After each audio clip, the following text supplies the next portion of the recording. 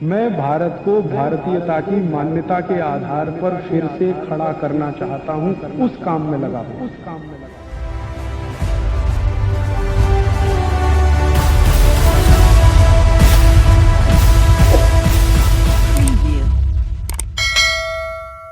हमें सरकार को बाहर लाना है इस गुलामी से, क्योंकि अंग्रेजी भाषा हमारी मातृभाषा नहीं है, अंग्रेजों द्वारा थोपी गई भाषा है, जबरदस्ती हमारे ऊपर लादी गई भाषा है, जिसने हमारी पूरी वैज्ञानिकता को ढक दिया है, हमारे बुद्धि विकास को पूरी तरह से रोक दिया है।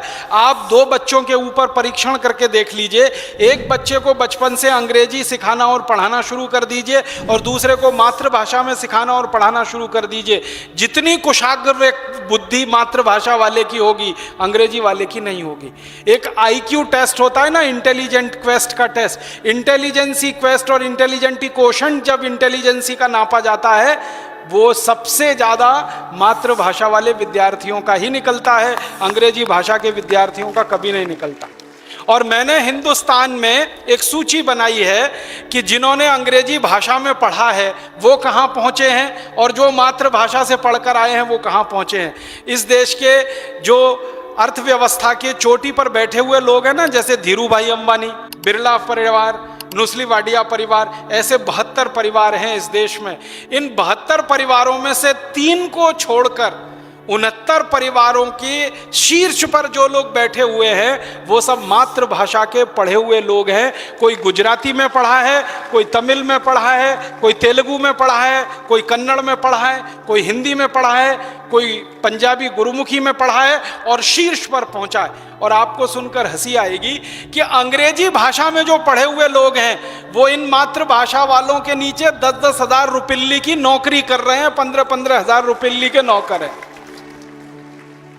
जो अंग्रेजी से पढ़कर निकले, हार्वर्ड से पढ़कर आए, ह्यूस्टन से पढ़कर आए, ऑक्सफोर्ड से पढ़कर आए, कैम्ब्रिज से पढ़कर आए, वो इनके नीचे नौकरी पर हैं, 10,000 की, 15,000 की, 20,000 की, 25,000 की।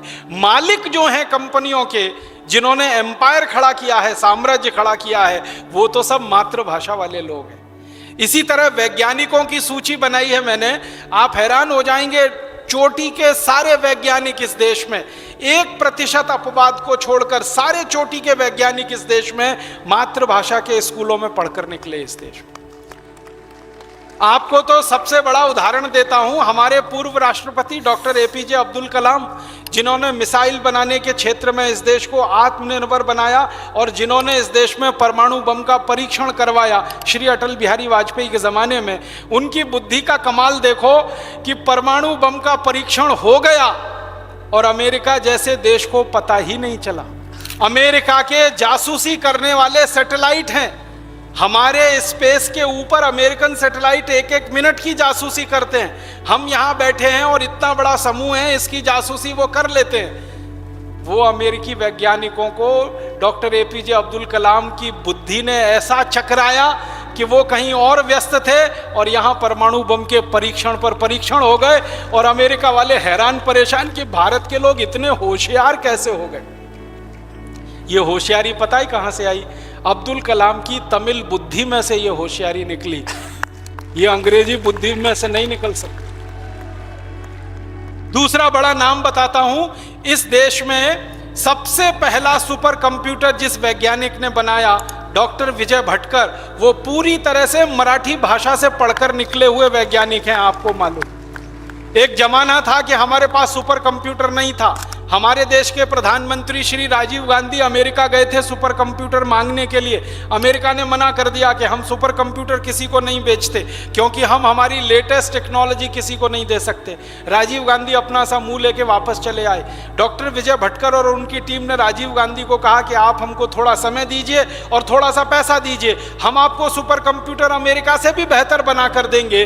तो पहले तो राजीव गांधी को भरोसा नहीं हुआ कि ऐसा हो सकता है, लेकिन मरता क्या न करता, कोई चारा नहीं था, सुपर कंप्यूटर बनाना ही था, कोई देने को हमको तैयार नहीं था। तो उन्होंने डॉक्टर विजय भटकर और उनकी टीम को काम पे लगाया, उनको प्रोजेक्ट सैंक्शन करके दिया, पैसे दिए और डॉक्टर विजय भटकर ने तय समय से आधे समय में दुनिया का सर्वश्रेष्ठ सुपर कंप्यूटर बना के दुनिया को दिखाया।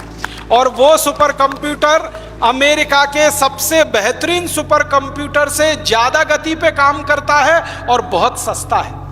और भारत ने उसी सुपर कंप्यूटर के मॉडल पर आज तक 50 से ज्यादा सुपर कंप्यूटर बनाए और दुनिया के दूसरे देशों को बांट दिए जो वहां के यहाँ उन देशों में काम कर रहे हैं। कनाडा का पूरा मौसम विज्ञान का विभाग भारतीय सुपर कंप्यूटर पे चलता है, आपको मालूम है ये बात? कनाडा जैसा आधुनिक देश, कनाडा जैसे दुनिया के 20 देशों में भारत के सुपर कंप्यूटर लगे हैं। और ध्यान दीजिएगा, डॉक्टर विजय भटकर मूलतः मराठी भाषा के विद्यार्थी हैं और मराठी के साधारण स्कूल से पढ़कर निकले हैं। साधारण स्कूल समझते हैं, म्युनिसिपैलिटी का, जिनमें हमारे नेताओं के बच्चे कभी झांकने को नहीं जाते, अधिकारियों के बच्चे कभी झांकने को नहीं जाते।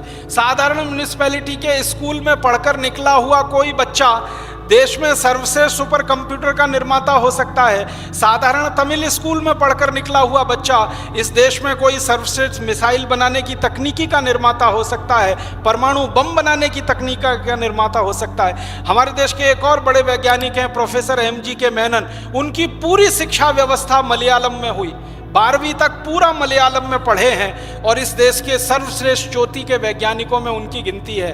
प्रोफेसर स्वामीनाथन, जिनका नाम सारी दुनिया जानती है कृषि के क्षेत्र में, वो मूलतः अपनी मातृभाषा के तमिल के स्कूल में पढ़कर निकले हुए व्यक्ति हैं और आज सारी दुनिया उनके विद्वता का लोहा मानती है। हमारे देश में एक लंबी लिस्ट है वैज्ञानिकों की जो मूल मातृभाषा से पढ़कर निकले तो चोटी के वैज्ञानिक बने।